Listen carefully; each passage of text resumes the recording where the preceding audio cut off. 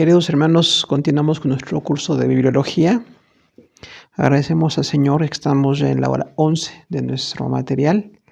El tema es los libros apócrifos. Hora 11 de nuestro material. En esta ocasión no hay ninguna tarea, entonces podemos continuar el programa como hemos estado llevando. Tenemos algunas hojas que ya ustedes tienen en su poder y vamos a estar basándonos en estas hojas para dar ese tema. La definición tenemos tres líneas que tenemos que ir viendo. El inciso A dice apócrifo.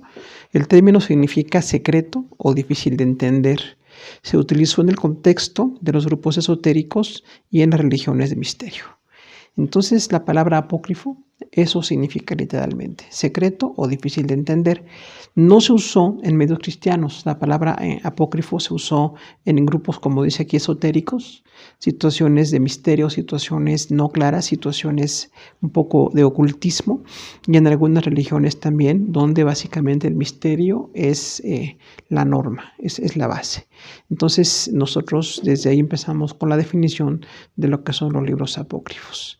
El inciso B dice deuterocanónico, literalmente significa de segundo canon.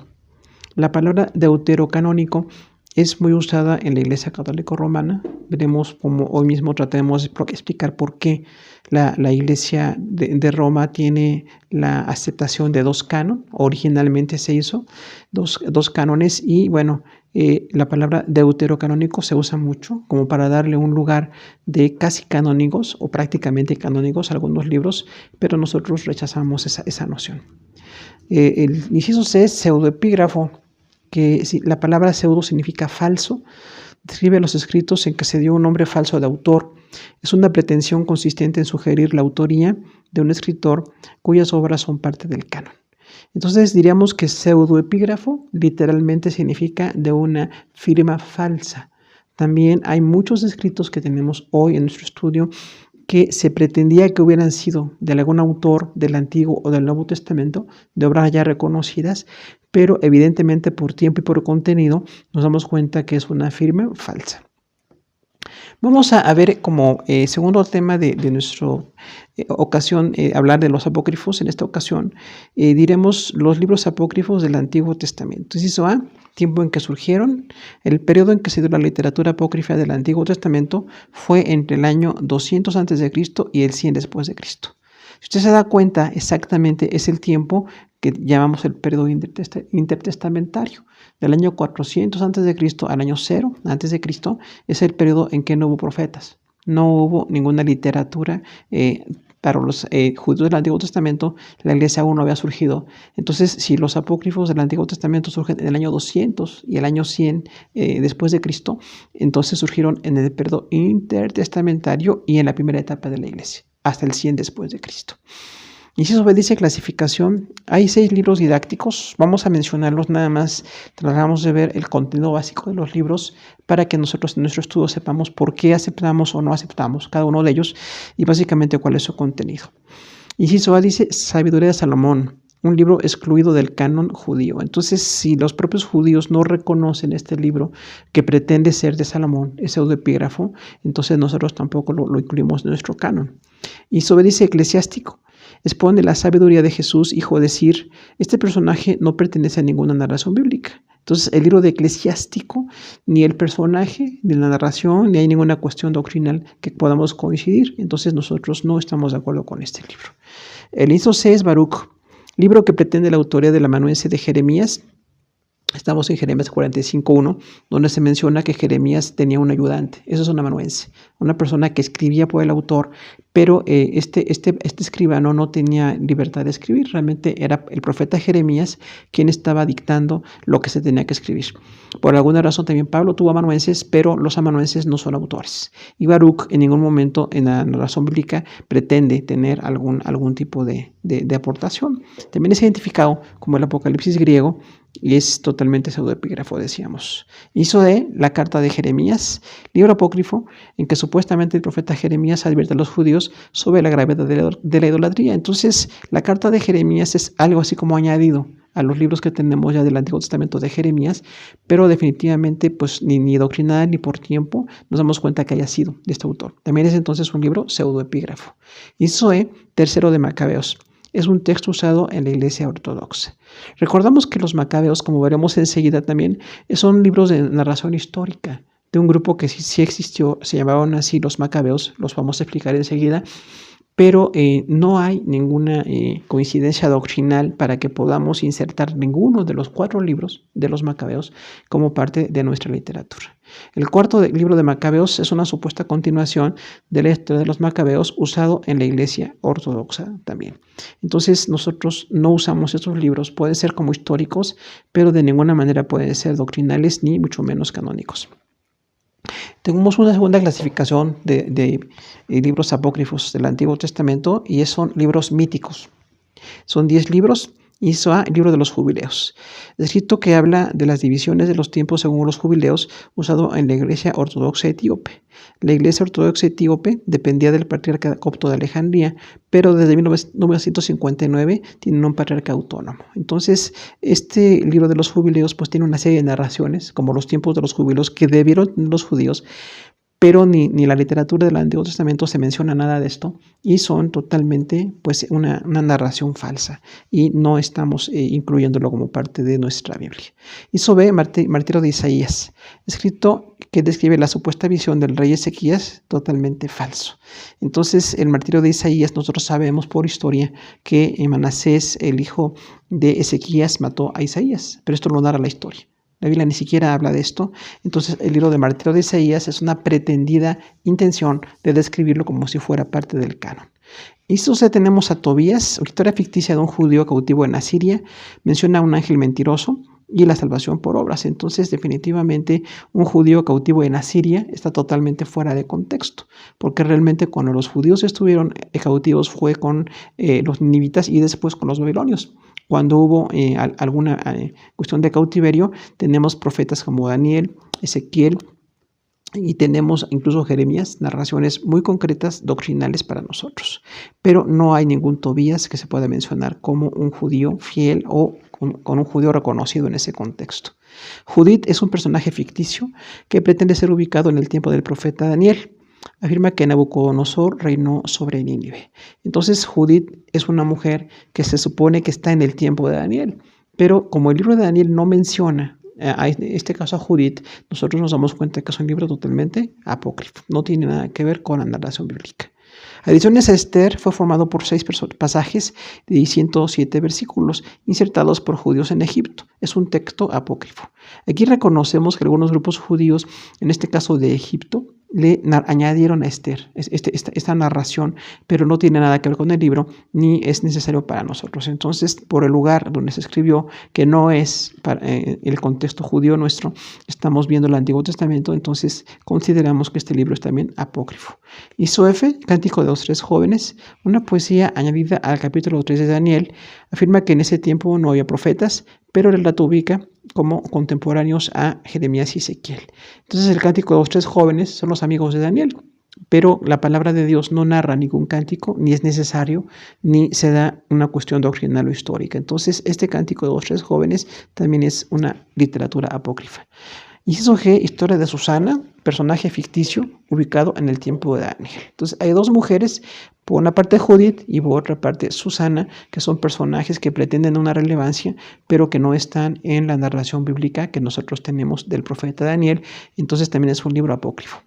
Inciso H, historia de Bel y el dragón, referencia al dios Bel y a una serpiente, totalmente mitológico, asociado al tiempo del profeta Daniel. Entonces también la historia de Bel y el dragón, Bel es un dios ficticio de las culturas donde estaba el profeta Daniel, pero no hay ninguna situación que pudiera ser ni doctrinal, y también la serpiente es un personaje mitológico en este caso, y bueno, pues entonces este libro ni siquiera es pseudoepígrafo, es totalmente mitológico. mitológico, totalmente apócrifo. La oración de Manasés consta de 15 versos donde Manasés muestra arrepentimiento. Es un texto totalmente falso. Así como veíamos algo falso de Ezequías, también esta oración de Manasés es falsa. Recordamos que Manasés, la historia dice que mandó cortar por la mitad al profeta Isaías y fue un rey tan perverso, pero al final de su vida se arrepintió. Entonces realmente Manasés se arrepintió de su pecado, Dios le perdonó, pero este libro pretende una oración de arrepentimiento de este rey Manasés y es totalmente falso. Tenemos la división de los libros históricos, hay 4 libros. Inciso A, obra sadocita, un texto formado por personajes totalmente ficticios. Entonces, pues si son personajes que no están en la palabra de Dios, que no hay registro histórico, son entonces para nosotros apócrifos. Inciso B, primero de Esdras, versión griega de este personaje bíblico ajeno a la Biblia. Entonces, hay 2 libros de Esdras, falsos totalmente en este caso, pero finalmente no concuerda con la cuestión doctrinal ni espiritual de Israel y nos damos cuenta de que es un libro totalmente apócrifo.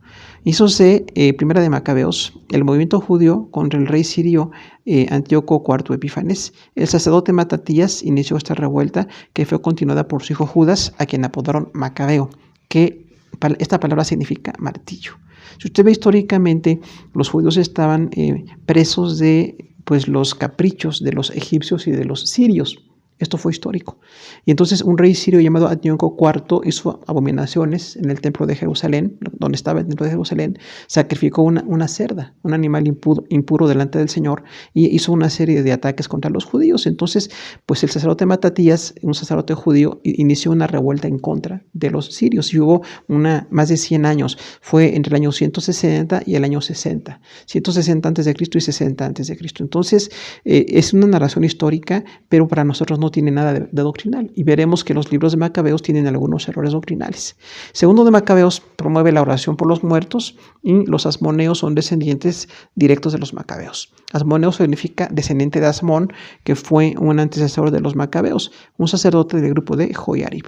Entonces, estos libros son históricos totalmente, los Macabeos, primero y segundo de Macabeos, pero como libros de historia nada más son referencia de lo que pasó en la persecución siria contra los judíos, que está muy bien redactada, y hay muchas otras literaturas que hablan de esa persecución, pero los libros de Macabeos no son doctrinales, no son canónicos para los judíos ni tampoco para los cristianos.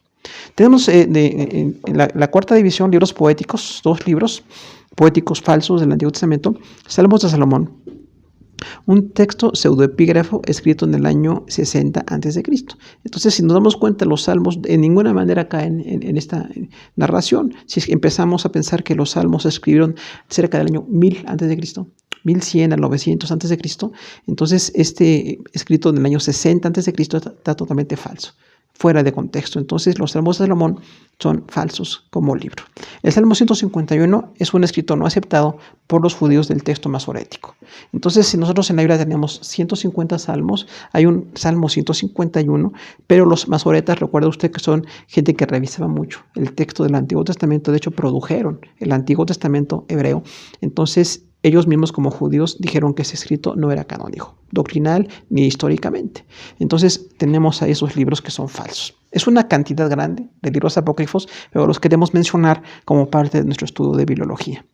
Hay libros apocalípticos, son 6 libros. Primero de Enoch, texto usado en Etiopía y Eritrea, en el noreste de África, por la iglesia copta. La iglesia copta son egipcios que profesan la fe cristiana ortodoxa, católico romana o evangélica. Entonces, eso es la iglesia copta, una iglesia que tiene relación con el cristianismo, pero hay una corriente que se va directamente como llamada así ortodoxa, más ubicada con las iglesias ortodoxas. La iglesia también católico-romana, hay otro grupo, y un tercer grupo que es evangélico, de cristianos coptos, pero nosotros como iglesia cristiana evangélica no usamos el libro primero de Enoch, totalmente apócrifo. Pero hay esas iglesias que tienen algo de cristianismo, pero que están aceptando ese libro como si fuera canónico.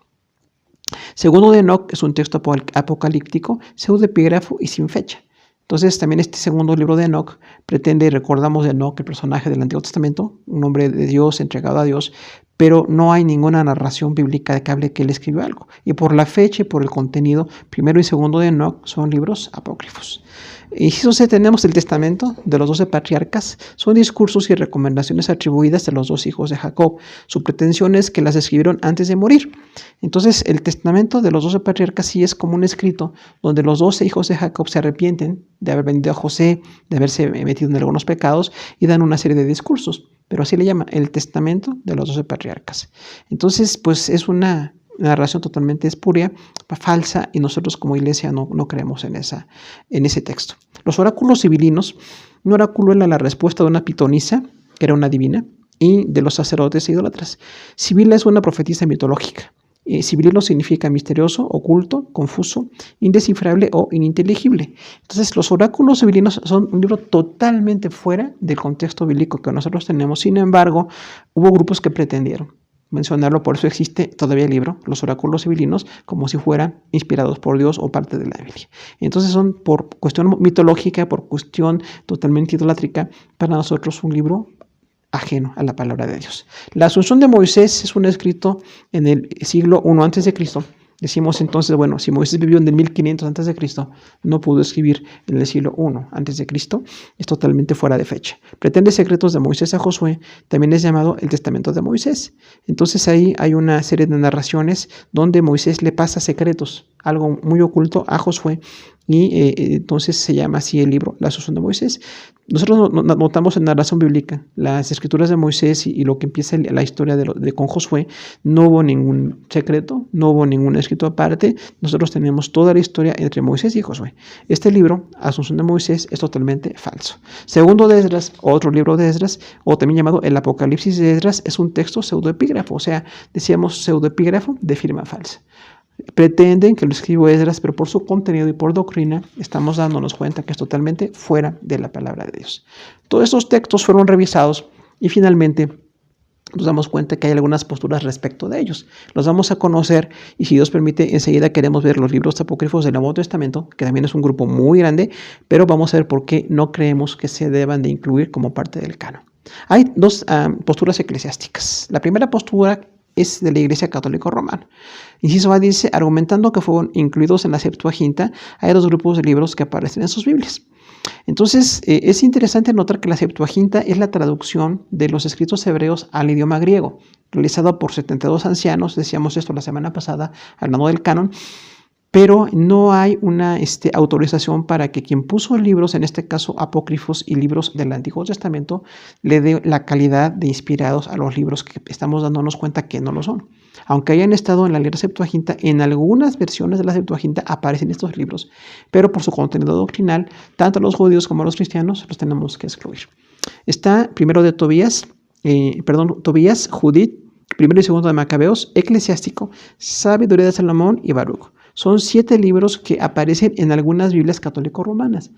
Por eso decíamos que se llaman también deuterocanónicos, porque originalmente pensaban que eran un canon segundo. Nosotros decimos, bueno, no puede haber un canon segundo, hay un solo canon. Un canon para Antiguo y Nuevo Testamento, pero bueno, la posición de la Iglesia de Roma es que hay un segundo canon y los reconoce así como deuterocanónicos, pero al incluirlos en su Biblia, pues se les da la calidad de canónicos y su contenido doctrinal e histórico tiene muchas imprecisiones. Hay otros 5 libros que llegan a estar en algunos otros Biblias de la Iglesia Católica, son en total 12 los que acepta la Iglesia Católica. Los primeros 7 que mencionamos y los segundos 5 que mencionaremos. Susana, Bel y el dragón, adiciones a Esther, carta de Jeremías y cántico de los 3 jóvenes. También lo incluyen como deuterocanónicos algunas Biblias de la Iglesia romana. Argumentan que Agustín y los concilios que presidió en Hipona en el 393 después de Cristo y Cartago 397 después de Cristo aceptaron los libros apócrifos.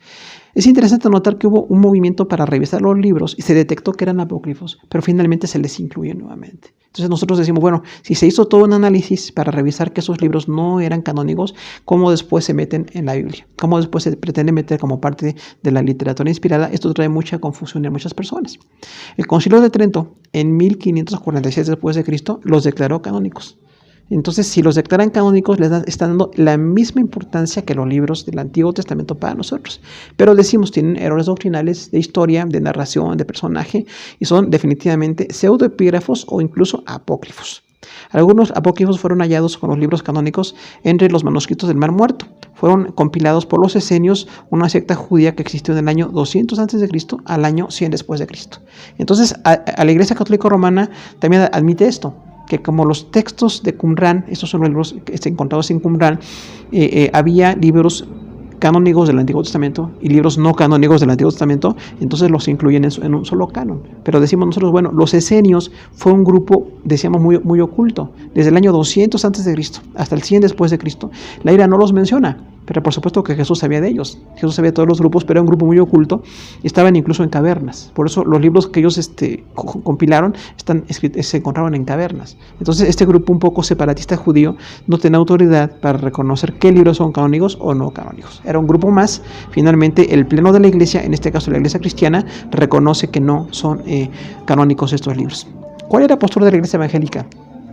Tres nociones. Inciso A, los libros apócrifos presentan falta de autoridad. Sus autores no afirmaron escribir en el proceso de la inspiración divina. Entonces, los mismos libros apócrifos que acabamos de mencionar no dice que había una inspiración de parte de Dios para ninguno de estos personajes, salvo los libros pseudoepígrafos, que pretendían ser de un autor, pero cuando notamos que había autores que no reconocemos como parte del canon del Antiguo Testamento, tenemos que rechazarlos como no reales. Y lo segundo que tenemos es que no son proféticos, o sea, fueron escritos en el periodo intertestamentario. Como decíamos, del año 400 a.C. al año 0 antes de Cristo, tenemos entonces escritos que no son, incluso por los judíos se llama así, el tiempo de silencio. No había profetas en ese tiempo, del año 400 al año 0. Entonces, todos los libros apócrifos del Antiguo Testamento fueron escritos entre el 200 antes de Cristo y el 100 después de Cristo. Entonces, es un tiempo en que no había literatura para los judíos del Antiguo Testamento y por lo cual nosotros reconocemos que no son canónicos. Su contenido no concuerda con las enseñanzas bíblicas. Incluyen fábulas, imprecisiones históricas y errores doctrinales. Eso es importantísimo. Si analizamos y leemos estos libros, incluyen fábulas. Ningún libro bíblico tiene fábulas. Sin embargo, estos libros sí tienen fábulas. Hay impresiones históricas, decíamos, de reinos, de fechas, de cuestiones geográficas. Si tienen imprecisiones, también tienen que ser rechazados. Diríamos incluso esto, que en el canon de la iglesia evangélica siempre consideramos que no tengan ni fábulas, ni impresiones históricas y también errores doctrinales. Como decíamos, algunos de ellos dicen que había un ángel que mentía o que había algún otro tipo de cuestiones falsas en cuanto a las cosas de Dios o consulta a los muertos, oración por los muertos. Entonces esos libros del Antiguo Testamento son totalmente falsos. Entonces nos queda muy claro que los libros apócrifos del Antiguo Testamento no podemos nosotros considerar ninguno de ellos como parte del canon. Esperamos que con este estudio usted responda a las personas que a veces preguntan que si la Iglesia Católica Romana tiene más libros que la Iglesia Evangélica. Decimos, lo que pasa es que los judíos fijaron el canon del Antiguo Testamento y es exactamente los 39 libros que tenemos nosotros. Aunque explicamos que en otro orden, no es exactamente el orden, pero el contenido sí, es totalmente el mismo contenido. Y en el Nuevo Testamento, nuestros 27 libros son totalmente canónicos, no hay contradicciones, imprecisiones, fábulas ni cuestiones históricas, son libros muy comprobados desde Mateo hasta Apocalipsis. El resto de libros apócrifos o deuterocanónicos para nosotros son totalmente fuera de la palabra de Dios. Vamos a ver el tercer punto, los apócrifos del Nuevo Testamento. Inciso A, definición. Aproximadamente desde el año 50 después de Cristo aparecieron libros realizados por personas que escribían en nombre de los apóstoles. Carecen de valor histórico o doctrinal. Entonces, por eso decimos que son pseudoepígrafos. Fíjese usted, del año 50 después de Cristo. Si nosotros notamos que el Evangelio de Marcos se empezó a escribir en el año 52 después de Cristo, o sea, antes del primer libro canónico nuestro, ya 2 años antes estaba surgiendo literatura. Usted ha oído de los evangelios gnósticos, ha oído de muchas otras literaturas que dicen, ¿por qué no está en la Biblia? Pues por su contenido, por el tiempo y por la autoría, que no es autoría pues, de lo que nosotros conocemos con gente con inspiración del Antiguo y Nuevo Testamento. Vamos a hacer un muy breve resumen de los libros apócrifos del Nuevo Testamento para que tengamos también la noción clara de todos ellos y podamos decir por qué no estamos de acuerdo con su contenido. También tenemos una clasificación. Los primeros son relatos sobre María, la madre de Jesús. Ahora, estos libros aparecieron del siglo II al siglo VI después de Cristo, están fechados. Si están en el siglo II y VI después de Cristo, están totalmente fuera del canon del Nuevo Testamento, porque el canon del Nuevo Testamento empieza en el año 52 con Marcos y termina el año 100 después de Cristo con Apocalipsis. Todos nuestros libros están escritos en esas 5 décadas, del año 52 al año 100 después de Cristo. Si los siglos 2 al 6 después de Cristo, o sea, año 200 al 600 después de Cristo, son libros totalmente fuera del contexto histórico canónico del Nuevo Testamento para nosotros. Y veremos un poco su contenido. El primero es el protoevangelio de Santiago. Son relatos sobre la infancia de María y el nacimiento de Jesús. Entonces, esto de un protoevangelio, es como protos es el primer evangelio de Santiago. Y otra cosa interesante, Santiago no escribió ningún evangelio, según otros libros del Nuevo Testamento, ¿no? Y se habla de María y la infancia de María, la madre de Jesús, y del nacimiento de Jesús. Está mezclando verdades espirituales con cuestiones que están totalmente fuera de la narración bíblica. Entonces, el protoevangelio de Santiago, pues tiene muchas cuestiones de exageración, muchas cuestiones de imprecisión, no son para nosotros, por supuesto, canónicos. El inciso B tenemos la Asunción de María. Detalla que María ascendió al cielo. Entonces, esta Asunción de María es una doctrina propia de la Iglesia Católica Romana en el mundo. Nosotros decimos, bueno, María no ascendió al cielo. Según la narración bíblica, fue parte de la Iglesia, la vemos en Hechos. La última vez que María, la Madre de Jesús, aparece es en Hechos, como parte de la Iglesia, y dice así, María, la Madre de Jesús. Fue Madre de Jesús, es algo trascendental en cuanto a la encarnación de Cristo, pero no hay nada más, ni para ella, ni para José, el Padre de Jesús, que aparecen en estos libros apócrifos del Nuevo Testamento. Por eso decimos, son fuera del contexto pues canónico para nosotros. El tercer libro sobre María es la Natividad de María, que bueno, relata de manera un poco exagerada el nacimiento de Jesús y la concepción por el Espíritu Santo. Entonces son así como tradiciones y relatos fuera del contexto bíblico, y entonces también la Natividad de María para nosotros es un libro deuterocanónico o, en este caso, apócrifo. Vamos a ver algunos evangelios, que hay muchos evangelios falsos, y está interesante, escritos desde el siglo I al siglo VII. O sea, el año 100 al 700 después de Cristo, totalmente fuera del contexto de los libros canónicos para nosotros del Nuevo Testamento. Y solo tenemos el Evangelio de Tomás. Recaba supuestos dichos de Jesús. Entonces, usted recuerda quién es Tomás, uno de los discípulos que no escribió nada. Aparece en el relato bíblico como personaje, como apóstol, pero no escribió nada. Y aquí dice que escribió un evangelio. Entonces dice que recabó dichos de Jesús, dichos falsos, dichos contradictorios, dichos fuera de la realidad. Entonces el Evangelio de Tomás para nosotros es apócrifo. El Evangelio según los hebreos, tradiciones sobre pretensiones de Jesús, de la preexistencia de Jesús. Este Evangelio de los hebreos entonces tiene cuestiones totalmente tradicionales. Y notamos cuando hubo tradiciones que se escribieron, esas tradiciones no son parte de nuestra palabra inspirada. La palabra inspirada no es por tradiciones, es por personas y es por la dirección del Espíritu Santo, como hemos visto en el proceso de la inspiración. Pero entonces el Evangelio de los hebreos es totalmente falso, de la preexistencia de Jesús. C. El Evangelio de los egipcios, solo se conservan fragmentos, un Evangelio griego. Recordemos que es importante notar que los griegos, judíos, originalmente se hicieron cristianos, hubo una división. Quienes permanecieron fieles a la fe cristiana, tenemos nosotros la carta a los hebreos, Nuevo Testamento, y hay otra serie de apariciones de grupos de griegos del Nuevo Testamento nuestro, pero hay aquí todo un grupo de egipcios, imagínense, griegos que estaban en Egipto y hacen un evangelio. Entonces es totalmente falso para nosotros, es un libro pues de religión que es ajeno a la narración bíblica. Hizo el Evangelio de Marción. Recordemos que Marción en el año 140 después de Cristo trató de hacer un canon falso, un canon que incluía el Evangelio de Lucas y algunas cartas de Pablo, 10 cartas de Pablo, pero Marción es dualista, o sea, cree que Dios es igual de poderoso que Satanás, o que Satanás es igual de poderoso que Dios, totalmente falso, eso es dualismo, y es gnóstico. Él decía que había un conocimiento superior, que ya no se requería la palabra de Dios ni la relación con la iglesia. Entonces Marción fue un hereje. Imagínense, un evangelio hecho por un hereje sucedió. El Evangelio de los ebionitas, recuerde que los ebionitas solo aceptaban la naturaleza humana de Jesús. Entonces, de hecho viene de ebión, que significa pobre. Esto significa entonces que para este grupo de ebionitas Jesús no es divino. Jesús es nada más humano. Entonces el Evangelio de los ebionitas le quita toda la naturaleza divina a Jesús. Y esto pues para nosotros contradice doctrinas fundamentales de fe que tenemos como cristianos evangélicos. El Evangelio de Pedro, el escritor se identificó como Simón Pedro, imagínense, es pseudoepígrafo. Varios de estos libros, todos estos Nuevos Testamentos son pseudoepígrafos. Usan falsamente el nombre de un autor y diciendo que ese Evangelio de Pedro pues ya se pretende que tenga la autoría canónica, pero su contenido doctrinal e histórico tiene errores. No estamos de acuerdo con el Evangelio de Pedro.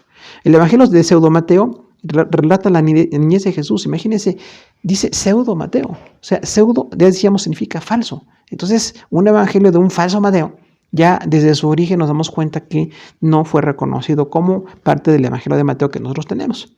Y la niñez de Jesús para muchos era algo así como trascendental, ver qué hizo Jesús en su niñez. Pensaban que hizo Jesús milagros, que Jesús hizo dichos en su niñez. Nosotros vemos que en la Biblia aparece Jesús a los 12 años y reaparece hasta los 30. Esos años, algunos le llaman años de silencio. Nosotros vemos que así está la narración bíblica y no hay nada que decir. No hay nada que añadir, no hay nada que inventar. Prácticamente el evangelio de pseudo Mateo es una invención de lo que suponen que pasó en la niñez de Jesús. Como es totalmente falso de su origen, nosotros no lo consideramos. El evangelio de Nicodemo. Se recuerda que Nicodemo pidió el cuerpo de Jesús para bajarlo. Jesús fue sepultado en un sepulcro de este varón. Pero dice aquí que como personaje histórico en la Biblia, Nicodemo no tiene nada que ver con alguna cuestión ahí. Pero dice que es un evangelio de Nicodemo, presenta personajes ficticios. Entonces, desde que sea un evangelio de Nicodemo, para nosotros, bueno, pues no tiene ya ninguna narración doctrinal como cristianos. Nicodemo es un personaje del Nuevo Testamento y está delimitado. No hay nada descrito, no hay nada de aportación doctrinal, más que la aportación histórica que tenemos. El evangelio de José el Carpintero son tradiciones sobre María y su familia. Entonces, imagínense que José el Carpintero es el papá de Jesús y se supone que este evangelio lo escribió el papá de Jesús. Nosotros vemos que el papá de Jesús también es un personaje histórico, es bíblico, pero no aparece después de la niñez de Jesús. Y no hay nada de un evangelio de este varón. Y son tradiciones sobre María y su familia. Habla mucho de María y José y sus hijos. Una serie de narraciones mitológicas falsas. Entonces, pues no estamos en ninguna concordia con este contenido. El Evangelio árabe de la niñez detalla los milagros de Jesús registrados en el Evangelio de Juan, una exageración y no inspirado. Entonces, si se llama Evangelio árabe de la niñez, nos damos cuenta del origen. Era un grupo árabe que tenía alguna fe y alguien escribió, pero no tiene nada que ver con lo que nosotros estamos viendo en el Nuevo Testamento. Más bien diríamos que nuestro Nuevo Testamento es para todas las naciones, no para que las naciones inserten su idea cultural o idea local acerca de Jesús. Entonces, son los mismos milagros de Jesús del Evangelio de Juan, los mismos milagros, pero exagerados y un poquito distorsionados, no inspirados. Tenemos la tercera división, libros de los Hechos, libros así como Hechos de los Apóstoles, pero son hechos de otros personajes. El siglo II, o sea, año 200 después de Cristo, fuera del tiempo del canon del Nuevo Testamento. Los Hechos de Pablo fue escrito en el año 160 después de Cristo. Es un texto totalmente herético. Ya no hacía falta que Pablo escribiera un libro, porque gran parte del libro de los Hechos habla de Pablo, y las cartas de Pablo son así lo completo de la doctrina del Nuevo Testamento para nosotros en cuanto a lo que él recibió de parte de Dios. Entonces no escribió un libro de Hechos, Pablo, y por la fecha Pablo murió. Año 65 después de Cristo, y este escrito se registró en el año 160 después de Cristo, hasta 100 años después de la muerte de Pablo. Es totalmente falso. Los hechos de Pedro contrastan los milagros de Pedro con los de Simón del Mago. Otra vez Simón del Mago aparece en Hechos, pero aquí este libro de Hechos de Pedro trata de comparar los milagros supuestos de Simón del Mago con los milagros que hacía Pedro en el libro de los Hechos. Pero la palabra no menciona esa comparación y este libro es totalmente falso. Los Hechos de Andrés, del año 150 a los 100 después de Cristo, una supuesta predicación del apóstol Andrés. Otra vez Andrés es un personaje bíblico, no es escritor, es apóstol, es personaje histórico, parte de la vida de Jesús, pero no escribió nada.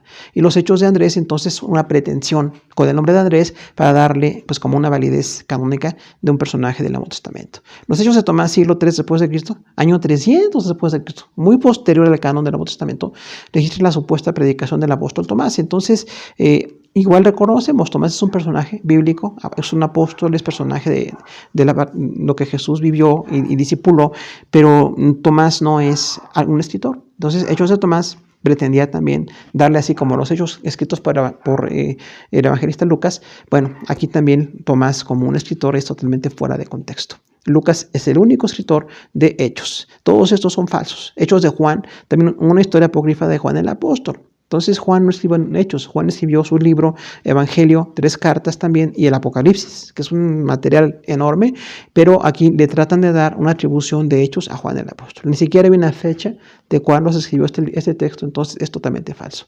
Las epístolas, tenemos una serie de epístolas falsas, al menos 5. La carta de Jesús a Ágaro es un supuesto discípulo de Lebeo o Tadeo. Lebeo o Tadeo aparece en Mateo 10:3 y Marcos 3:18. Es un discípulo de Jesús, pero no tiene un discípulo llamado Ágaro. Entonces, la carta de Jesús a Ágaro pretende que Jesús le escribe a Ágaro, este varón que supuestamente fue un discípulo de Lebeo o Tadeo, pero la historia de la iglesia no habla de este personaje, es totalmente falso. Entonces, es mitológico. La epístola perdida de Pablo a los Corintios es un texto pseudoepígrafo.